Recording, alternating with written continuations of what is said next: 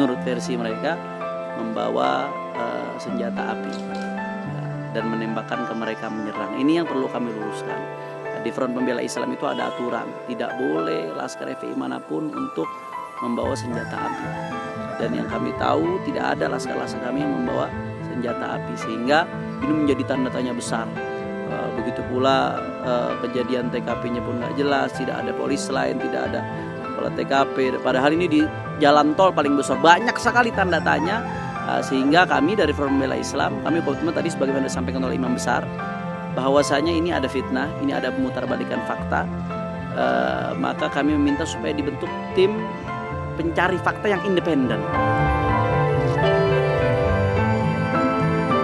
Jadi saat ini FPI sudah dihubungi oleh Komnas HAM, Komnas HAM sudah mulai melakukan investigasi.